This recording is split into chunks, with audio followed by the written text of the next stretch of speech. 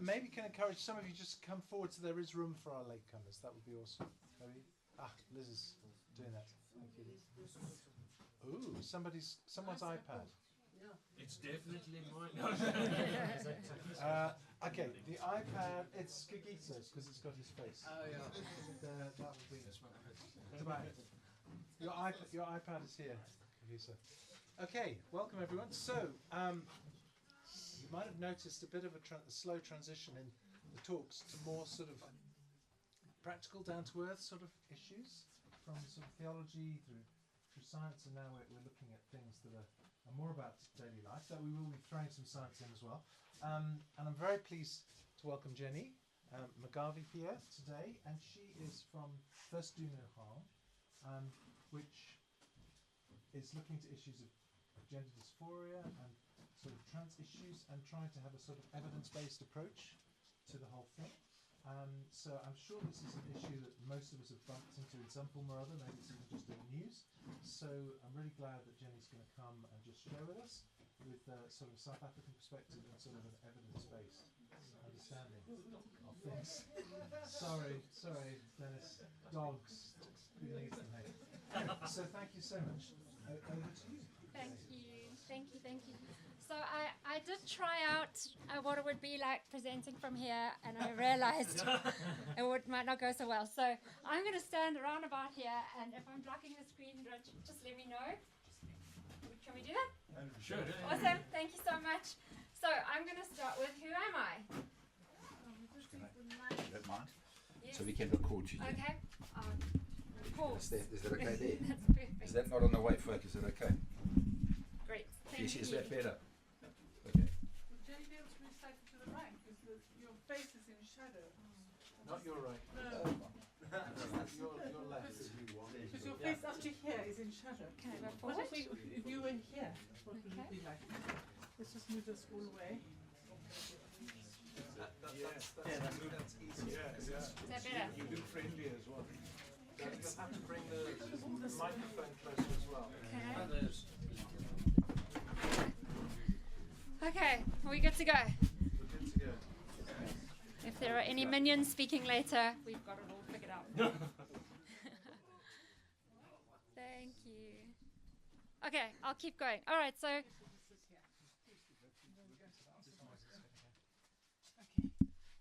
The mic working? No, it's not. It's going through to you. Well, now it's a big mystery. Who am I? Oh, but I can't read from there. That's okay. I'm a daughter of the Most High. I am someone for whom Christ died. I am an image bearer of the Creator of the universe. I'm part of a royal priesthood. I am a jewel in the crown of the Creator of the universe. I'm a deeply flawed human, but I'm covered in the blood of Jesus. So when my Father looks at me, he just sees his righteousness, despite me. I'm the girl Jesus loves. I borrowed that from John. It's pretty cool, right? I'm the girl Jesus loves. I'm fully known and fully loved. And when I operate out of that identity, I experience freedom and joy and contentedness and a sound mind. I'm going to borrow from John, order. But I don't always operate from there, because like everybody, I've had some stuff going on in my life that messed with my identity. And so those lies, they creep in. Those old lies of, you're not enough, or you're less than, or I'm unworthy, those creep in. And when I want to fight them in the flesh, then the other lies creep in, which is, I'm worthy because I achieved this. I am enough because those people like me. I am enough because I belong to this or that group. And when I operate from that space, I experience anxiety and fear and worry and confusion and depression, disorder. Gender ideology is a belief system. It rose its head quite recently, actually, in the 1990s. And it asserts these three main things. One, gender and biological sex are separate things and they are not interrelated. Gender is defined within the mind of the human. It is indisputable. It is innate. It is always right. Human gender is not dimorphic like all other mammals, but it is on a spectrum and it is fluid and there are infinite permutations of how it could manifest. You might be familiar with this kind of picture that is often used, interestingly, to teach this stuff to children. This is not a university audience that this is being pitched towards, is it? So it's designed to teach little kids that gender identity is about, so there's some interesting words, I'll go through them again. So gender identity. May I just say that there is a lot of confusion. I don't know, have you ever experienced confusion around this issue? Or does it feel like it's crystal clear? Yeah, okay. I feel like it's almost designed to incite confusion. So if you don't understand them, even once I've explained them, it's okay. I think it's almost designed that way. All right, so gender identity, what they're referring to there is what do you say your gender identity is? What does your mind define your gender identity to be? So it can be anything, effectively. Gender expression, they say, is maleness and femaleness. And they're relating to the way you show up. So what's very interesting is it's often said to be a very liberal school of thought when it uses some very, very, very old ideas. Like, if a girl likes engineering, she might be a boy. And that's what they mean by maleness and femaleness.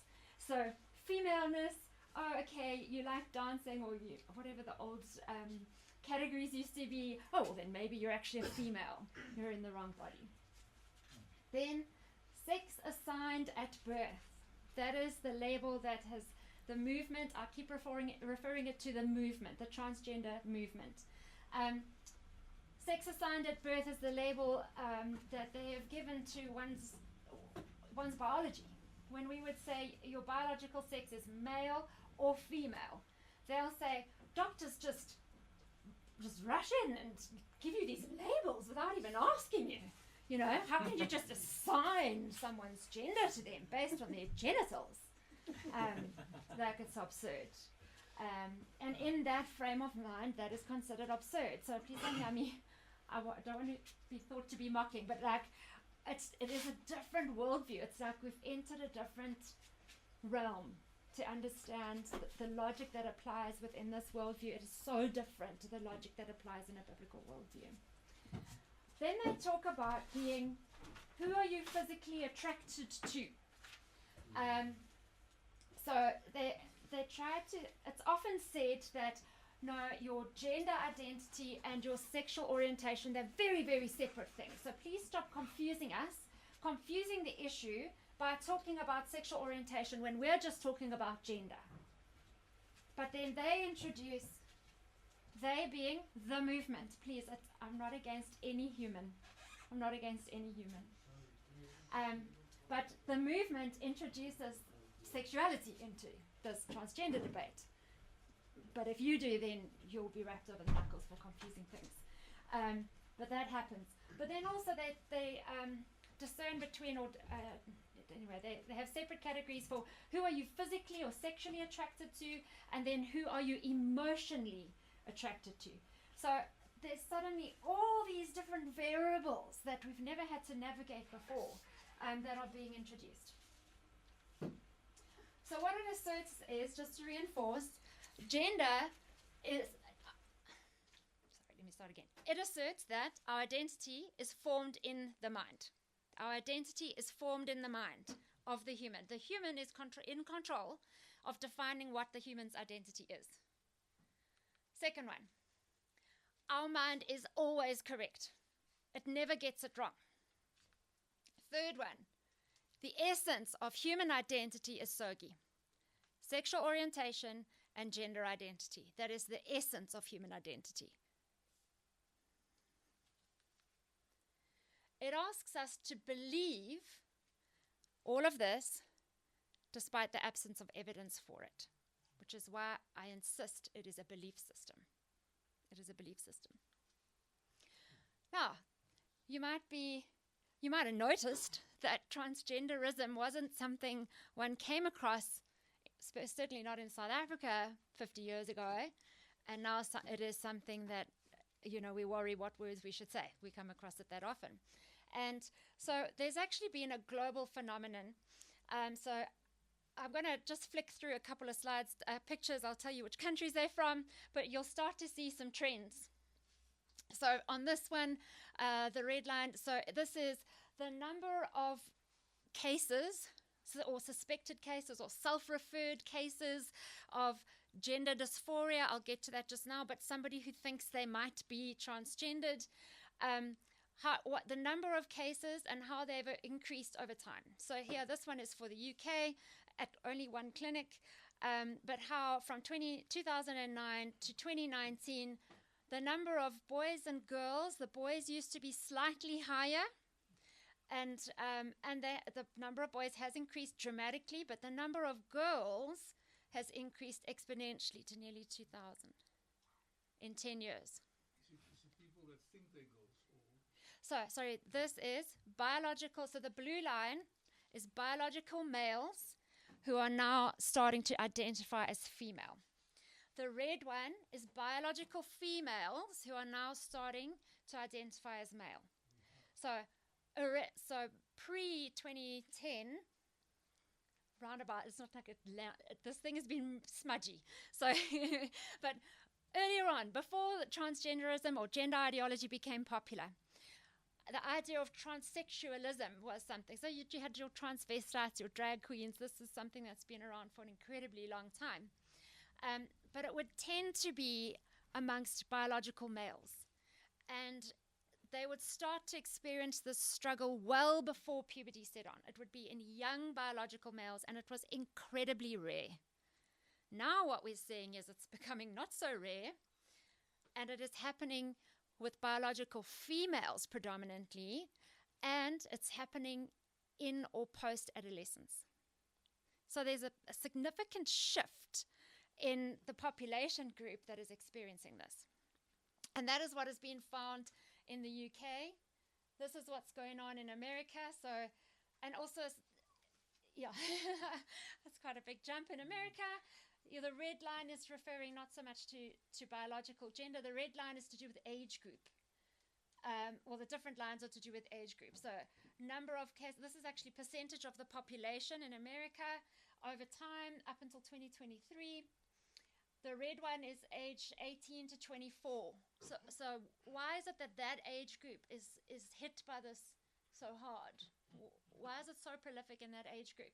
Then the next highest age group is this blue line, and that is 25 to 34. And then you can see a significant drop in the older age groups.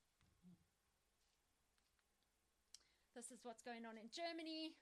Also, you can see the bright blue one is girls, the bright orange is boys, and then this is young people and then older people. This is what's going on in Denmark, Finland, Norway, and Sweden. So across the globe, across the postmodern world, we are seeing a massive increase in transgenderism. Should we not be asking ourselves why this is happening? Just apply our minds. Why is this happening? I started investigating this when it reared its head at my kids' school. And I just wanted to understand it better. I felt a Holy Spirit nudge that said, go and find out. Go and speak truth in love on this issue. That was my mandate. Go and speak truth in love on that issue. Great, but I have no idea what the truth is on this issue. So go and find out what it is. And the flip side of that mandate was do not engage in fear and anger. Whatever you do not engage in fear and anger. If you are feeling those emotions, you keep quiet and you sit down. So that was my mandate, and off I went. And I found some really concerning things based on the evidence that I found. The first one is it lures people away from finding their primary identity in Christ towards finding their primary identity, defining who I am and where does my value come from, to finding it somewhere else. And my experience, when I start defining my identity in anything else, whatever it might be, anything other than I am Jesus' girl, disorder comes. And misery comes. And I'm not fruitful, and I don't flourish. So the lioness mom in me wants to come out fighting, get away from my kids. My kids being all kids. I want kids to flourish. I love humans. I'm not anti-humans. I'm not anti a transgendered person, a person who identifies as transgendered. Not at all. I'm anti a movement that lures people away from identity in Christ. I'm also deeply concerned about transgender movement because it cultivates and fuels fear and anxiety. Have you ever experienced that? Do you ever go, oh goody, there's a debate on transgenderism. I can't wait to participate. In fact, I'll go stand at the front. Do you ever get that feeling? If not, why? Why don't you just jump in and engage on this topic? Why? You'll get cancelled at Good. best. You're going to get cancelled at best. Okay, so there is already a well-established cause and effect. If you stand up and say something that someone from the movement doesn't like, there is fear. So there's fear governing this world, surrounding this thing, enveloping it all. But it's more than that. There is all this fear and then pressure to make life-changing decisions for vulnerable people while you're in a state of panic.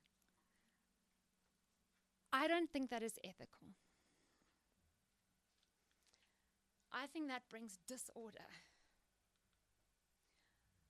Now, before I get to the details of why I claim that that happens, that the movement does do that, I'm going to have to go through some definitions again. Bear with me. At least some of them. It's the second time around now. So, gender identity. It's an individual's personal sense of being or belonging to a particular gender or genders, or not having a gender at all. So you can say, I feel like I am female, I feel like I am male, I feel like I am non-binary, I just float between them. Binary is so rigid, I'm not binary, or I can be androgynous. I don't feel like I'm a gendered person. Gender dysphoria. Can you tell me if you've heard of this word before?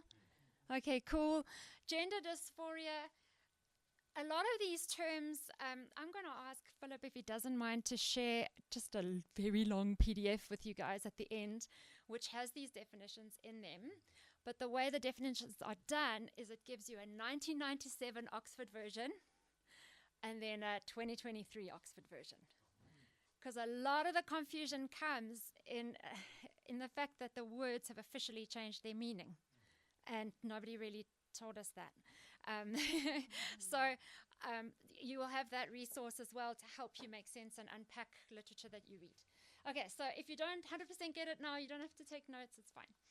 So gender dysphoria, a persistent dissatisfaction with my biological sex, with my body. I'm not happy with my body. It makes me feel uncomfortable considering what's going on in my mind about what I feel my gender is.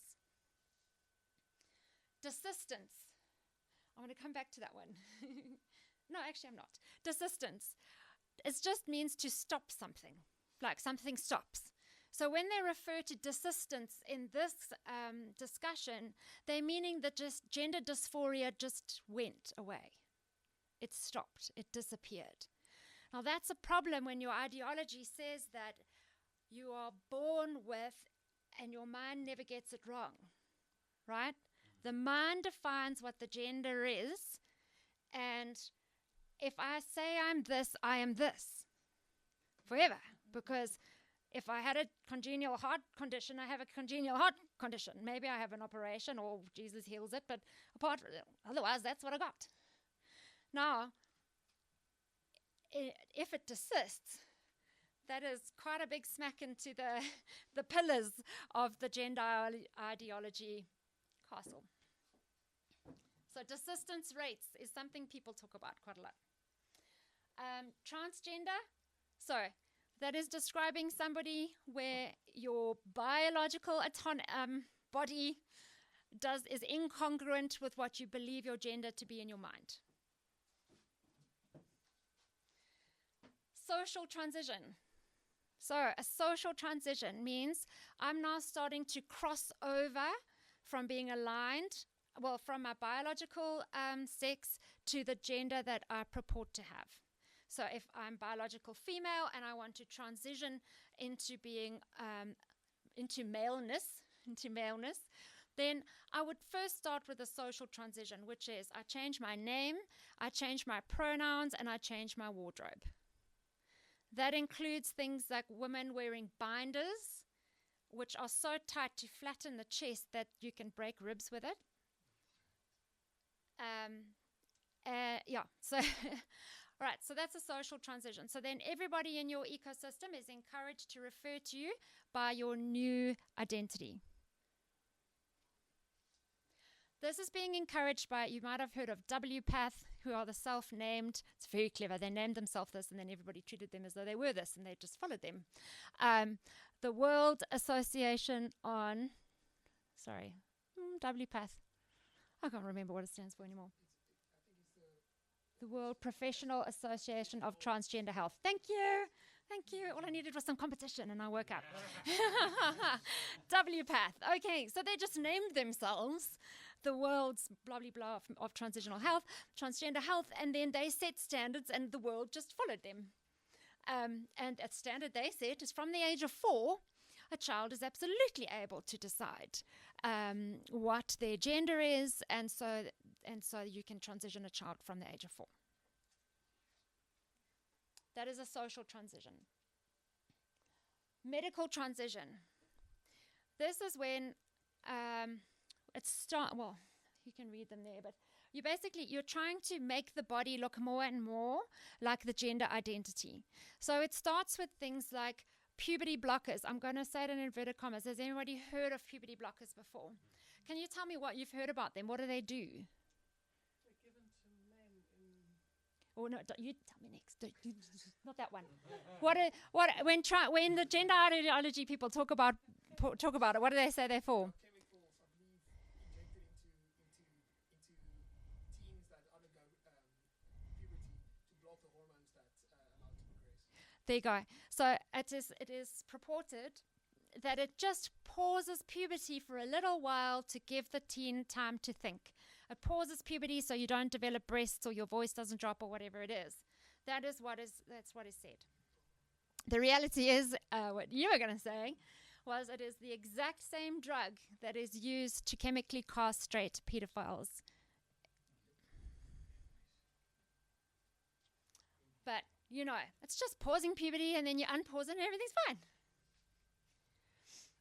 You can, when you have time, if you're interested in puberty blockers, you can look into some stories that came out of Sweden where children had been put on these puberty blockers and a journalist got into the hospitals there. And unfortunately, puberty blockers, they affect your bone density. And these kids were experiencing so many bone fractures that they'd lost mobility. Right, that's puberty blockers, step 1. After social transition, puberty blockers. Step 2, cross-sex hormones. So if you're male, you start taking estrogen and things so that you can grow breasts. If you are female, they pump you with testosterone. Now, in this ideology, I believe I am male. Me, I don't, but yes. In this case, if I purported to believe that I was male, well, a male has a certain amount of testosterone in their body. So the American Endocrine Association has approved that you pump testosterone into a female transgendered person so that they match the level of a biological male. 15 times, minimum, 15 times what you would naturally find in a female body of testosterone. There is research that shows that slightly elevated testosterone in females is correlated very strongly with depression and mental health. Now they're doing minimum 15 times. Oh, because they're male, because they said they were. So that's what we're going to do. Right, cross-sex hormones. The next step after that is surgical procedures. So they give, so you can have, but there's all these pseudonym names, right? So because you don't want to offend anyone and talk about their private parts, that's why we use these names. So one would be top surgery. The number of double mastectomies on teenage girls in the US has become $1 billion industry. Healthy breast tissue, girls who will never be able to breastfeed. That decision made in your early teens. Then they refer to bottom surgery. You Google the pictures. There's no warning about what your lifestyle is going to be like afterwards. They don't tell you that actually the success rate of these kind of surgeries is almost naught. Now you've got people with urethras leaking all over the place. They use all these fancy words. Meanwhile, it's a castration. But if you say that, you'll also get cancelled. But when you remove someone's testicles and the shaft of their penis and there's a flap of skin left, if you want to argue that's not castration, go for your life. But I'm sticking to that is castration. Then with females, they will remove your uterus and your ovaries and your vagina. Don't know how they do the last part. Interestingly, though, you'll see in the literature they go, oh, but often we don't have to remove the ovaries and the uterus because they're gone already, because of previous procedures. Nobody says anything. Why? Well, because when you have that level of testosterone in your body, the chances of you having cervical and any female cancers just goes through the roof, that they tend to, as a preventative measure, do a full hysterectomy on 17, 18, 19, 20-year-old girls. Perfectly healthy girls who went on who socially transitioned, went on a puberty blockers, went on a cross-sex hormones, and the clock just keeps marching on. All right. The last one, detransitioning. So that is the label, the term that is given to the process where somebody has transitioned and now they decide, actually, this isn't for me, I want to go back. Detransitioning. Okay. Thanks for bearing with me. Got 2 more definitions and we're going to go back to the story. Okay. Response models. This is key. So if you've fallen asleep, wake up. Maybe you could put the aircon on and help me wake everyone up. Thank you. There are two treatment models, 2 predominant treatment models. The first one was developed by the Dutch, and it was developed based on research of, do you remember that first graph I showed you where the red and the blue was tiny in the bottom corner? So when there were very, very, very few cases and when they were predominantly young males, that the watchful mating model was developed based on that population group. And under that framework, that model worked within the ideological framework that gender dysphoria is a mental health issue. If you have gender dysphoria, you have a mental health challenge. If there is a clash between the mind and the body is right, the mind is where the problem is sitting. That is what that framework asserts. In response, they would provide psychosocial support to the person. They would investigate any form of comorbidities. What is going on here? What's going on in your circumstances, in your family, in your relationships? What could be causing you to get to the point where you think you're in the wrong body? Let's try and understand that and see if we can help you to connect with your body again.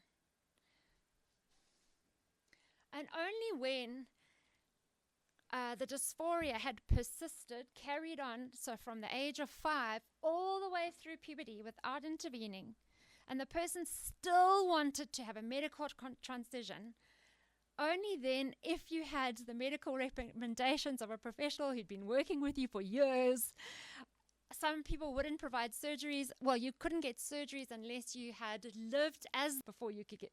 Then they would do these medical interventions. Not because there was a belief that you were trapped in the wrong body, but because they were trying to find a way to ease your mental distress. You desperately want to pass as this gender and you don't look like that gender, so we're going to help you. That's how that model worked. You'll see just now why that's important. The alternate model, the affirmative care model. This is the model of gender ideology. This is the transgender care model. Care model. It sits within the transgender ideological framework, right? So in this framework, gender dysphoria means the person is transgendered, right?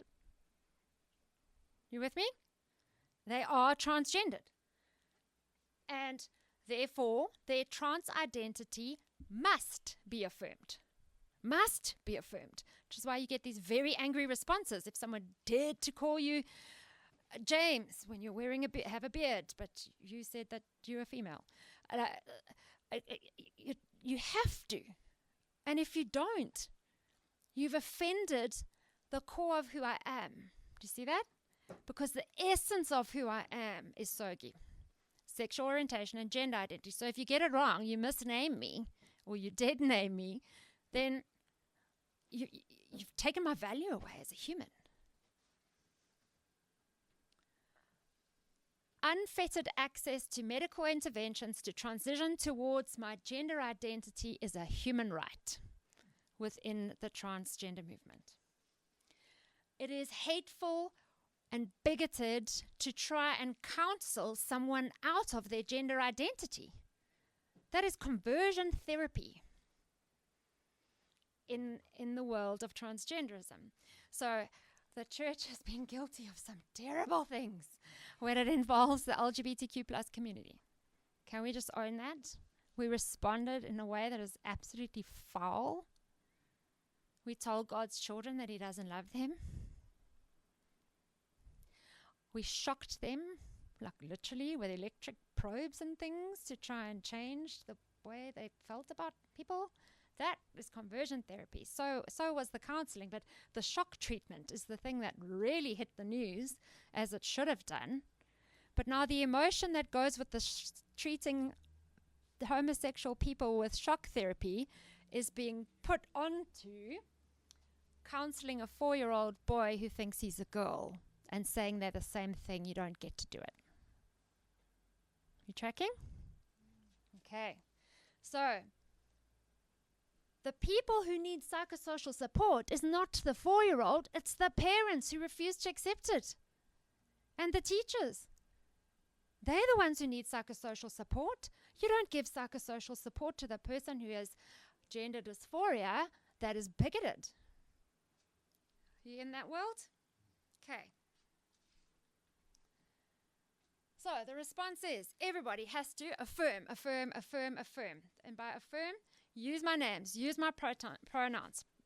Everybody must pretend. For me, this is a modern day Emperor's New Clothes. Did you ever read that book? It's a modern day Emperor's New Clothes, except it's not an emperor, it's a 4-year-old kid. You must protect the person from conversion therapy, protect them from counselors and psychologists. And you must facilitate access to medical transition as quickly as possible without parent consent. In South Africa, you can legally access all medical transition interventions from the age of 12 without medical consent. And we're all sleeping. This is not happening somewhere else. Yes, it is, but it's happening here. And we need to wake up. You're going to hear that a few times from me. Okay, why does it matter that you've got these different models and they do different things? Well, I'm going to roll back a little bit and talk about the brain a little bit. Remember we talked about fear and anxiety, and I'm building a case. We'll get there. So, how do our brains work, and why does it matter that we're being pushed into making decisions in a state of panic?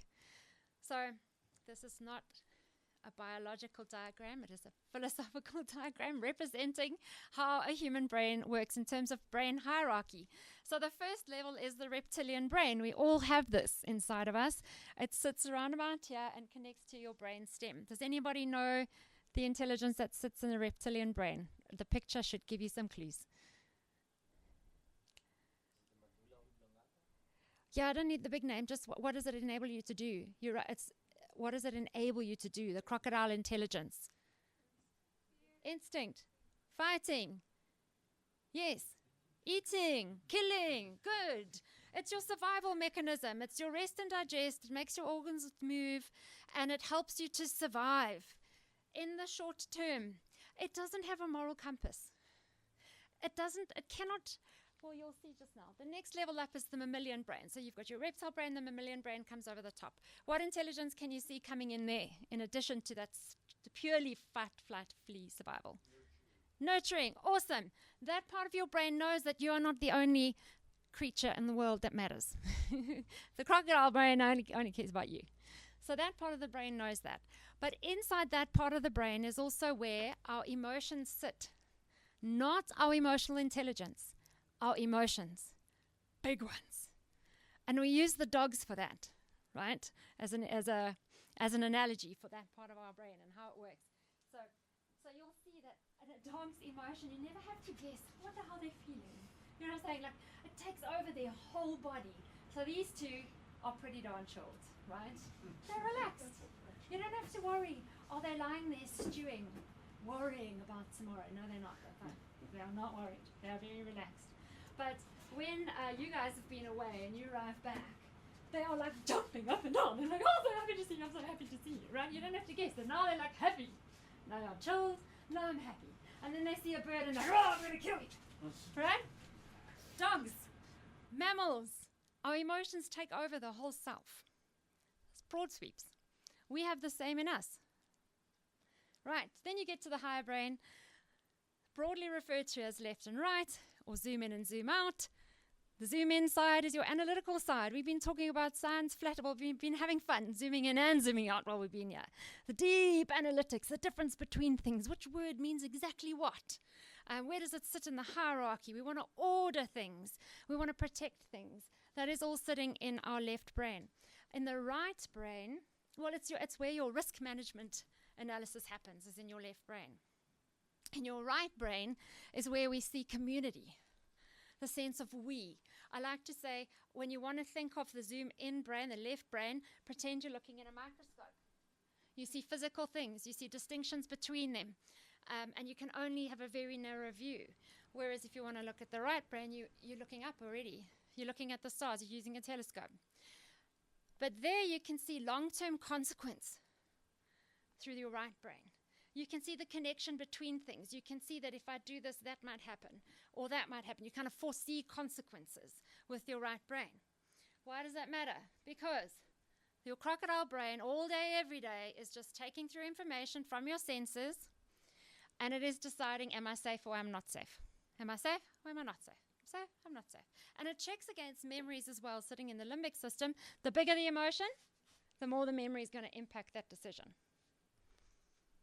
Now, if it decides you're safe, you get the sense of, I'm okay, I can, and it lets you carry on, and you use your whole higher brain function, and you carry on with your day. But if it decides I'm not safe, it is designed for a physical reaction, a physical unsafeness, so that you could fight the lion or jump over the wall or whatever it is you're going to do. So it starts pumping blood into your muscles and away from the higher brain. Because I don't have time for you to think right now. We've got to just survive and get out of here. So stop trying to analyze what might be the right options. Stop thinking about how your friends might feel about that. I don't have time for that. You and me, we're going to survive the next 5 minutes. And I don't care if I make a fool of you. I don't care. I didn't even know I didn't know other people had thoughts. So what does it matter what they think of you? Right? So now, when we are full of fear and anxiety, we can only think in survival mode and with high emotion. Okay? So, why does this matter in the trance movement? Dash, you can't read it, but I can. So, you're imagining that there is a parent with the dark blue and there is a trans activist in the coral color. My little girl says she's a boy. This is all quite worrying to me. What should I do? I just want to do what's best for them. Doesn't every parent? Why not try out the new identity just for a little while to see if they really are transgender? Just socially transition them for a bit. I mean, you've got nothing to lose. She changes her mind, you just roll back. You know, so she said, well, what if she changes her mind? She's only 8. Oh, there's nothing permanent about it. It's fine. Just give it a whirl. Chaos creature. Now they're thinking, right? So now I'm actually applying my mind. I'm a bit worried, but I'm applying my mind and trying to think what would be the right thing to do. And then this comment comes in from the side. You know, trans-identified people are 52% more likely to attempt suicide, right? You know that, right? So if you don't affirm their identity, you might be responsible for their suicide. Affirming their preferred identity is a life-saving thing to do. Now, what state of the mind is the parent in? Blind panic. There is nothing, I cannot imagine anything worse than imagining that scenario playing out. You know, and they even frame it like this. Would you rather have a dead daughter or a live son? What? Just tell me what to do. Just tell me what to do. I'll do anything. I'll do anything. Yeah, good idea. Besides, nobody ever regrets transitioning. Less than 1% of people who transition. I've never met anyone who regrets it. Okay. I'm concerned about the transgender movement because they push people to make decisions in a state of panic, really big decisions, and because truth and evidence are not held as a pinnacle value. They're not. It's a big claim. Let me tell you why I make that claim. Well, even bigger claim. The movement habitually twists the truth to push their own agenda forward. It brings confusion and not clarity. Disorder again. Okay, let's have a look at some of these things that they're saying. 1, there's nothing permanent about a social transition. She can just roll it back. It's not an issue.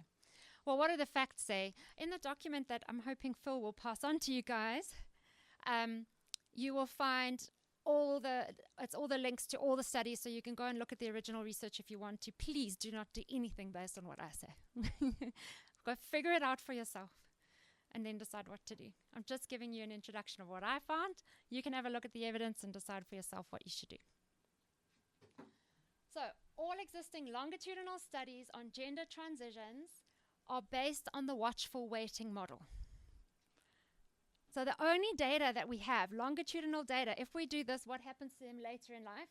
It was based on watchful waiting. I don't do anything. I do not social transition them, and I don't medically transition them unless the dysphoria has carried on for multiple years right through puberty. All right, that was the model. None of the long-term study there's no long-term data on the affirmative care model because it's too new.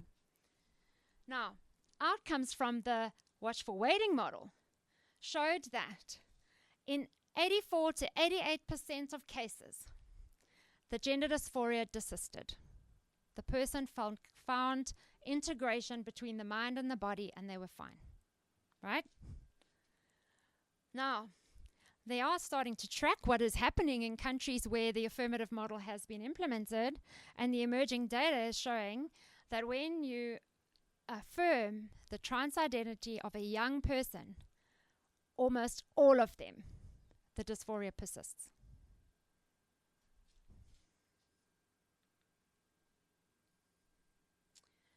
So what's the evidence telling us?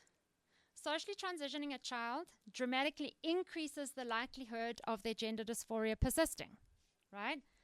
Which increases the likelihood of them medically transitioning before the age of 23, our magic age when that frontal lobe starts to go, "Wait, what am I doing here?"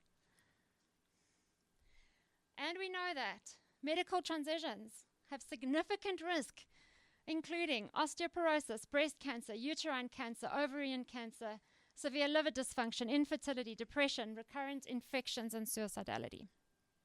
So, just try it out for a while. You just change your mind when you're ready. No, because how the brain works It is our experiences that inform our beliefs. Our beliefs are what we know instinctively in our subconscious. Now, you put a child in an environment where they consistently experience the lie to be true, guess what? They believe it.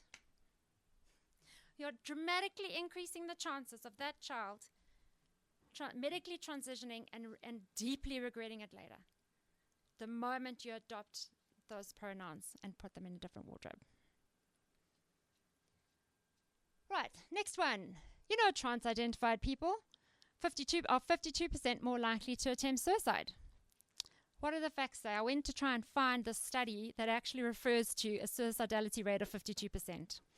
If you just Google, you will find that News 24, our South African media, is making statements like this.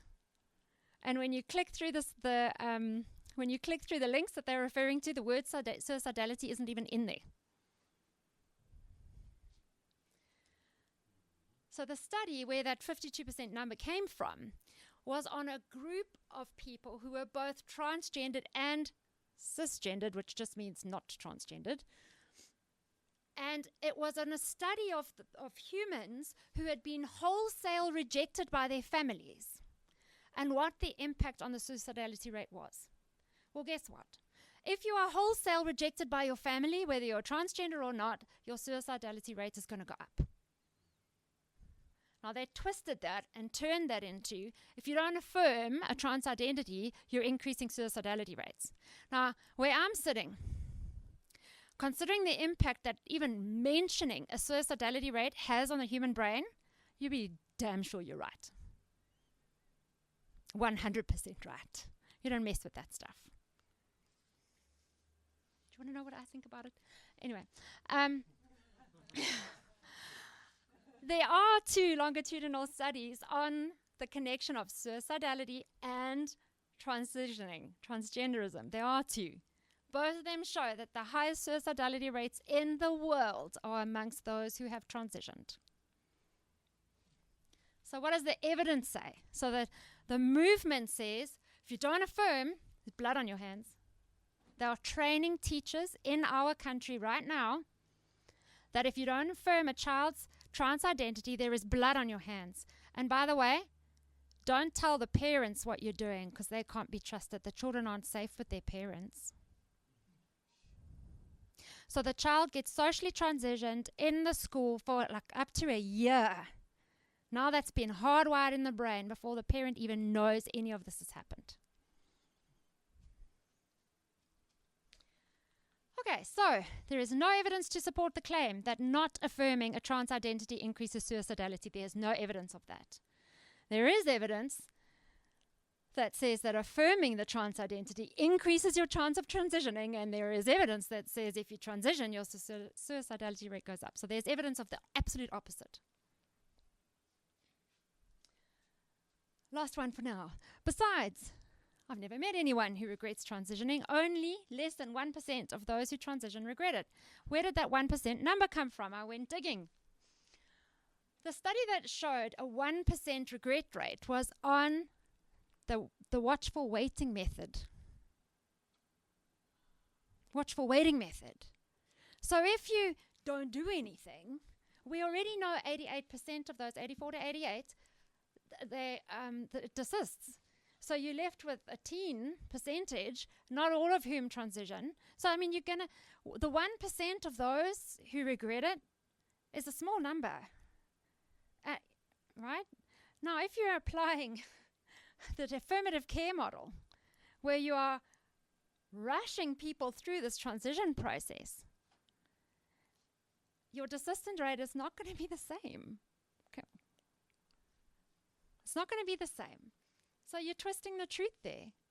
And the emerging evidence that's coming out of countries that adopted this early is that there are thousands, tens of thousands, hundreds and thousands of people who were previously physically healthy who will now be medical patients for life. Forbes magazine published a number. It was quite interesting. The value of the biotech industry associated with transgender movement is more than the entire Hollywood economy. Billions at play here. Okay, I mean, I don't need to reinsert that one for you. Okay, I'm also deeply concerned about the transgender movement. So just to roll back on that, onto the billions. You guys can Google a man called John Stryker.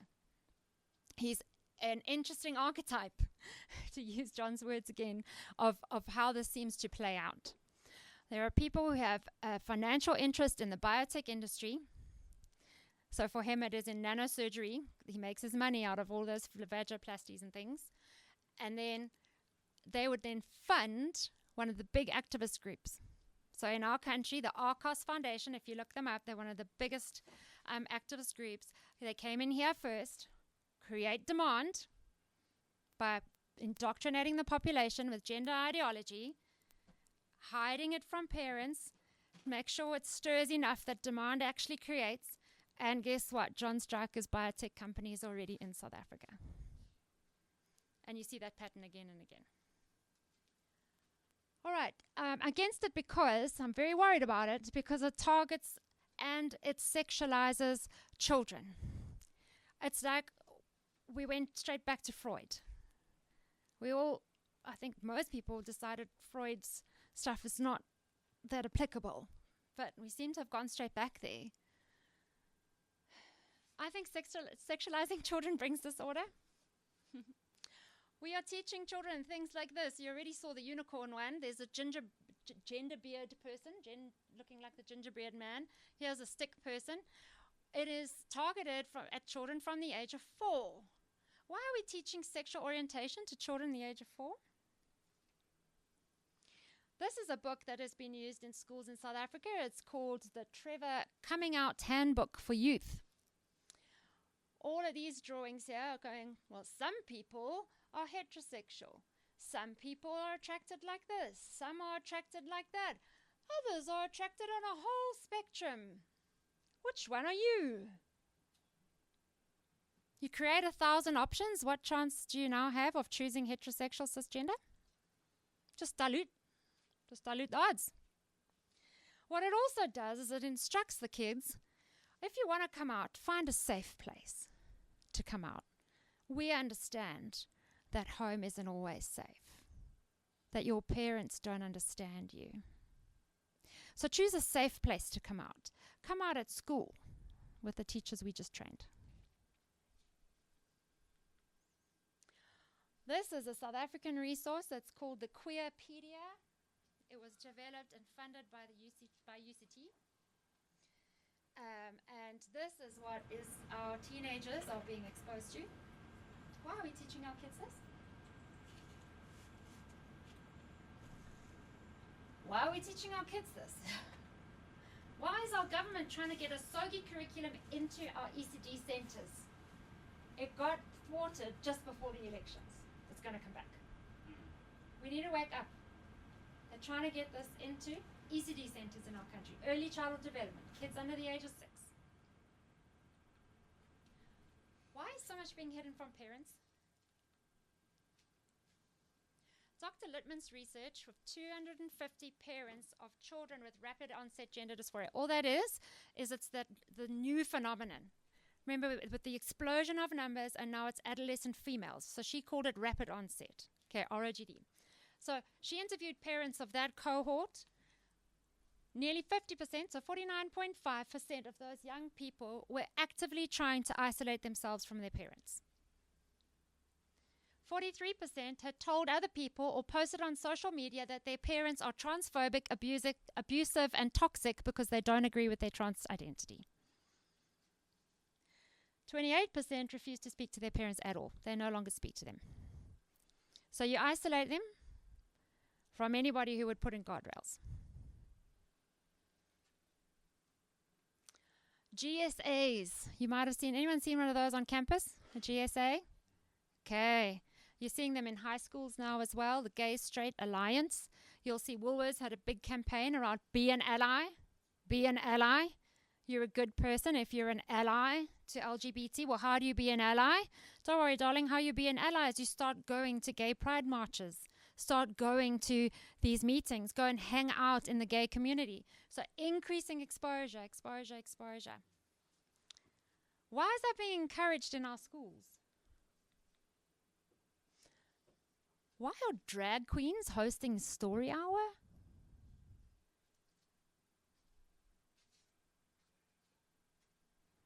Why did the San Francisco Gay Men's Choir launch a song called We'll Convert Your Children? You can find it on YouTube.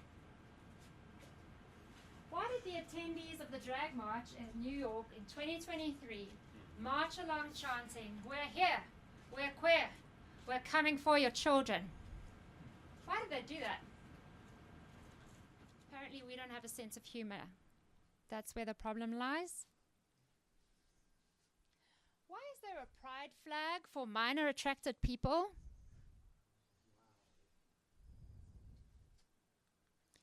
Is there anything to be proud about in relation to adults wanting to engage sexually with children?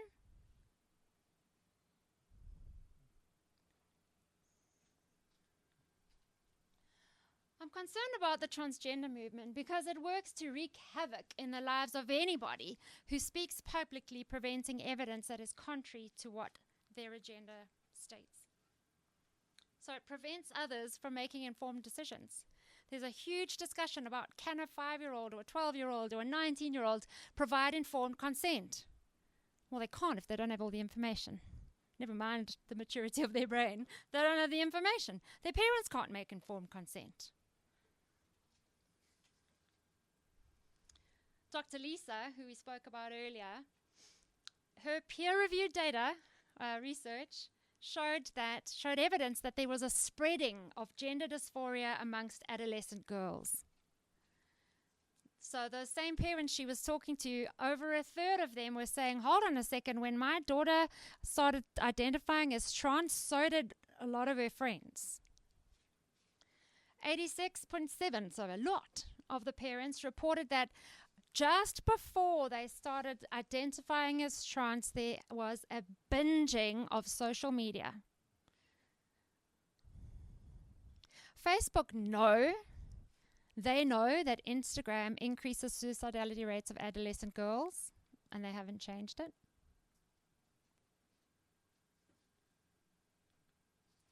This evidence undermines the claim that transgender identity is innate. I cannot catch a congenital heart disease by hanging out with someone who has one. So if it spreads, it's not innate. So then you've got to be silenced. So that's what they did. Trans activists pitched up at her work, Brown University, and they capitulated, and she was fired. This is Kenneth Zucker. He's a Canadian doctor. He worked at a gender clinic in Canada, and he is the one whose research showed the 88% desistance rate. If you love those kids, if you meet them where they're at, they find peace with themselves. The vast majority. And all of those pictures behind, they are thank you cards from little people. But remember that desistance rate was also a problem with gender ideology. And so the trans mob arrived at his work too, and he was also fired from the gender clinic. The one who would listen to the kids and help, he was fired and replaced with someone who wouldn't. Closer to home, Dr. Duval was invited by Freedom of Religion South Africa to participate in a discussion, a working group that was looking at putting together guidelines for the South African education system with regards to the transgender topic. He presented data like I'm presenting to you today. There was a massive petition. He was fired from UCT and threatened to be struck off the roll.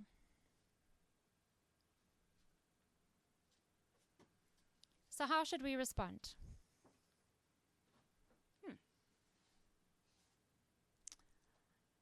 The other slide will come again later, just to tell you I've got one more concern, sorry.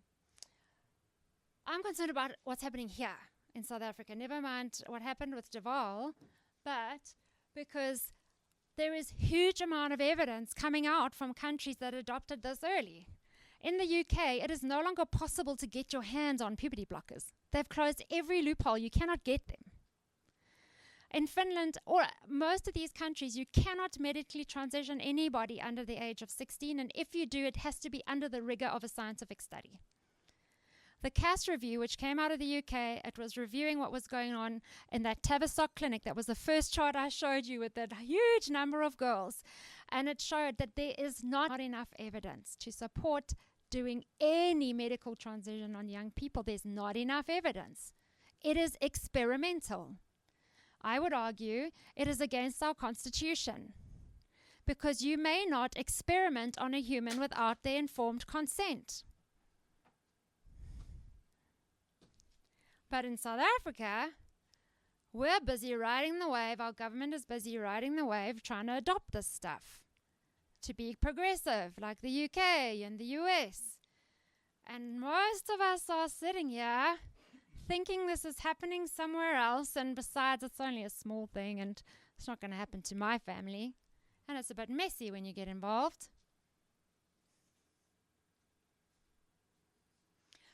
The financial juggernaut that funded the response to the AIDS pandemic in South Africa, that still exists in the US, except they've become a bit irrelevant.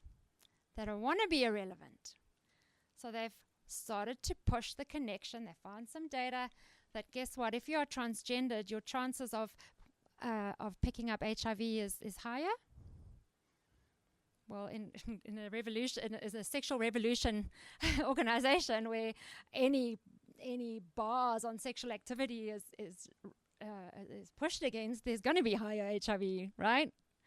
But now, because of that link, that funding that was going to HIV ARVs is now going, I know, we're still helping HIV, but we're helping the transgender people who are transgendered because they're at risk of getting higher at risk of HIV. So that money is being pumped into South Africa to put puberty blockers and cross-sex hormones into clinics, like level 1 primary healthcare clinics across our country, so that you can access it for free. So how should we respond? Let's try again. Be alert. Continue to be strong in the faith. Have courage. Be strong. And do everything with love. I used to teach little people Sunday school. I used to struggle to remember memory verses. I've got one that's a slightly different translation, but I can see you struggling to fall asleep, not because of me, but because of the air. So I'm going to ask you to all stand up, and I'm going to teach you a little something to help you remember that verse. So that whenever you think of, I've come across this transgender thing, what am I supposed to do?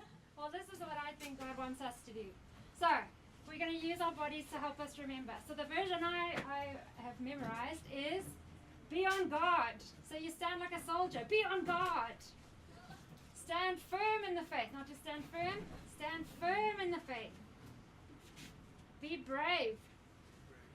Be courageous. And do everything with love. If you respond in fear or anger, you're going to add fuel to a burning fire. But if you respond in truth and love, it's going to be okay. Thank you. You may sit if you'd like to. All right. What else should we bear in mind?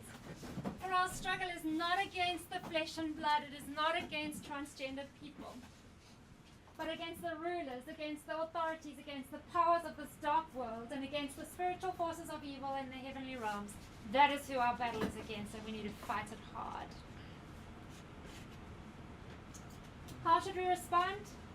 I implore you, do the right thing, just because it's the right thing, even if at great cost to yourself. The next generation will thank you for it.